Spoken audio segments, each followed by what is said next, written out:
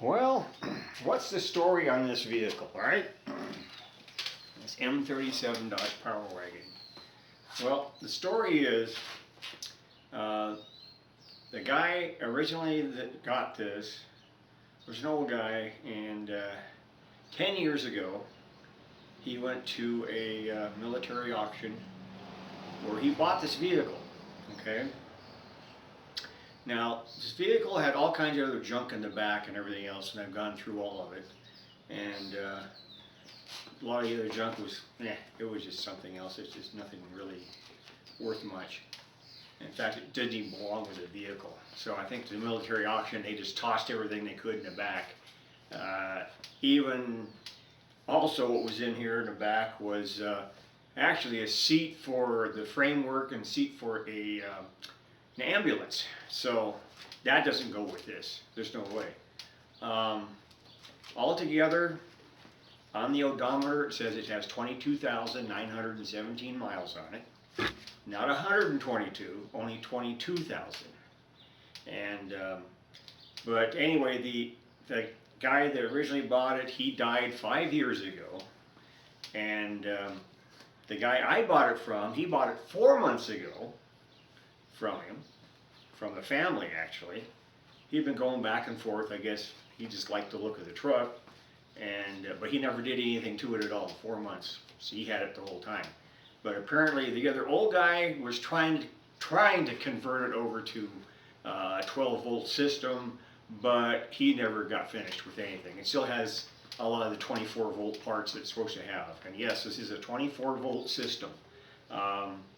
For the ignition and for the lights, it's 24 volts. So it takes two 12-volt batteries.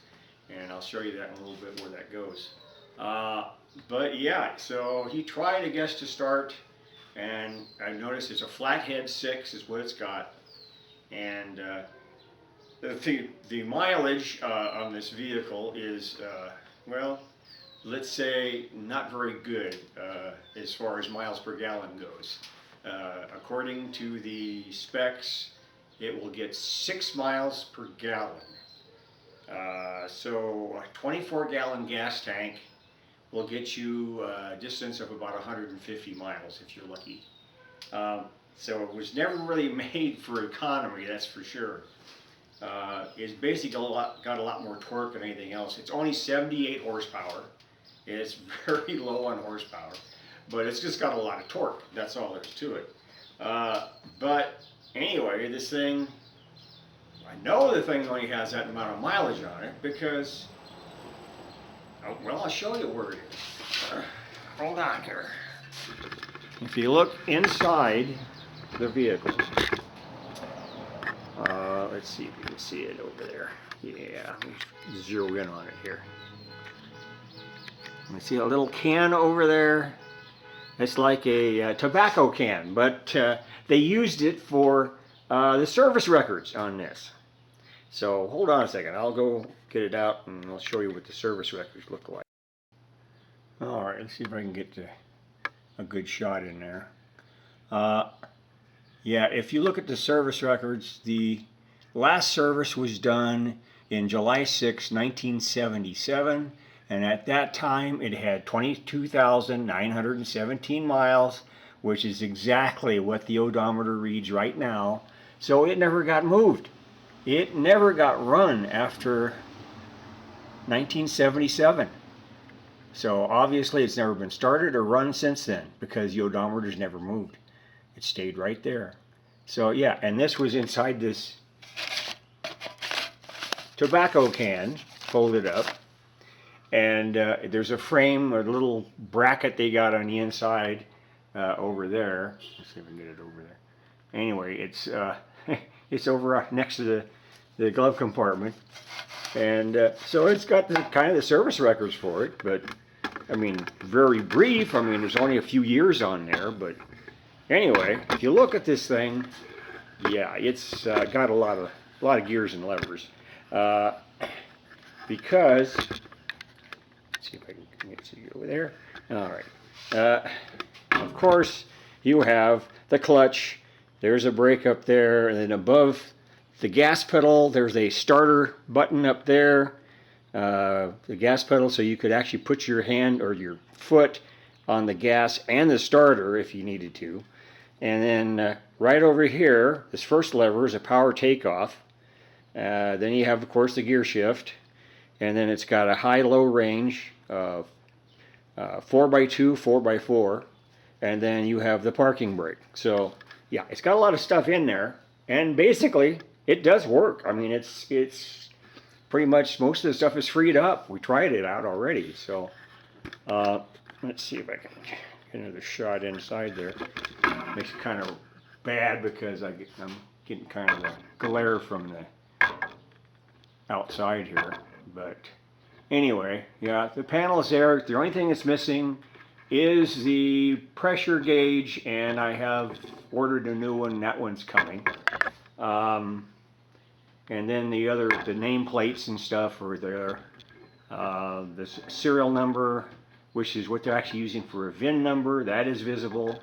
So yeah, and then I cleaned out the back of this thing. And if you look, the wood here is kind of really in bad shape. So all this is going to have to be redone. But I cleaned out the whole bed, and there is no rust in this bed at all. It's not rusted through anywhere. Totally solid. And this is a bench, and the frame for the other one is over there also for the other side. So it is going to have to be, all the wood's going to have to be redone, of course. And this stuff in the back, that framework there, that's the seat and some kind of a table or something. That was for the ambulance models, not for this one. So they had tossed that in the back of this thing. So that was around. So, and then of course we got to go up to the engine. All right, so this is your engine. Let me turn on the light so you can see better. Anyway, so this is the original Flathead 6. It has 22,917 miles on it. The old guy, I guess he tried to go ahead and was trying to change it to a 12-volt system, but luckily he didn't remove all the 24-volt parts, so they are all still there. The only thing it's missing is the coil, and I can get a 24-volt coil easy enough. That's not a problem. The weird thing about this is the parts are readily available, and even a lot of them are like for Willys Jeep, actually. And this is not a Willys. This is an M37 Dodge Power Wagon. So, yeah, go figure. But, yeah, and then, well, what's not over there is the original distributor cap. It's a pretty massive little deal. It's supposed to be, everything's supposed to be waterproof. There's supposed to be waterproof connections on it and everything. So, you'll run the front, give you the front shot of it. Yeah, this is something else. Everything is so solid, it's not funny.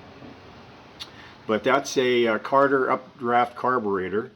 Actually, I got another spare one that was in the back. The wiring is not all chewed up. There were no mouse or rat damage or nothing like that. There was nothing in this vehicle at all as far as that goes. I found nothing like that. So the wiring is just old, and it's going to have to be cleaned up and patched up probably to make sure it doesn't short out. But when they did this thing, everything was supposed to be waterproof. And why? Because if you notice inside the cab, it's got a switch to switch it over if you're going to be fording a river. So this thing would have gone through rivers and everything. What it does is it switches the vent system to the top, so you could actually go pretty much over the water, and water wouldn't get in this thing because everything's sealed. So yeah, it's an interesting vehicle. And now if you look at the front, now that is a bumper, that's the front bumper on that side. Now why is that one missing? Well, it's very obvious what happened. It was hit. It got hit, and that's why this was all bent up. I straightened this out with my 2-pound ball peen hammer, and I got bolts to go back in it because it was flopping around before. And so if you look at it, your grill's pretty straight up in front, but it got hit at some time.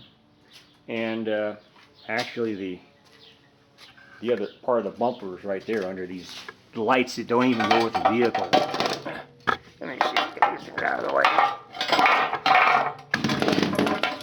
It's a massive piece of steel. And this is the other side. And that's the other side of it. And it would have bolted right up in there, right on the frame. I've got the other brackets for it too. So, and this one actually was repaired over here too. You can see where down below where it was kind of like pushed away from the frame. But it never hit the engine or anything else. All the rest of the body is straight. There's nothing wrong with anything. It's totally solid. And it goes back there pretty far. My garage is 21.5 feet long. And this thing fills up all but about 5 feet of it. And the other thing was, if you look at that door, that's the color it's supposed to be. The paint's faded out from being in the desert for so long. And this actually was, I believe it was never in any cold climate or anything. I think it was always in the desert. And total military vehicle. The headlights, I got one bolt in there holding that one on. I have the other headlight on the bench. And the wiring is still hooked up to them. Have to work on that stuff. But yeah, it's kind of an interesting vehicle nonetheless. And we'll be working at it a little bit at a time. Try to get this thing going. And the big thing is going to be the engine, because so many parts were pulled off of it. That's some of the stuff I pulled out of it that was hiding in the back, besides the brackets and everything else. The brackets, I think, go for the front bumper. So yeah, it'll be an interesting project. It took me long enough to clean out everything. And it had this 50 caliber ammo box in it. And I found 9 shotgun, 12 gauge shotgun shells in it that were all brand new, or not used, I should say, not brand new. But anyhow, yeah, that's what we have. It's going to be a long project for sure.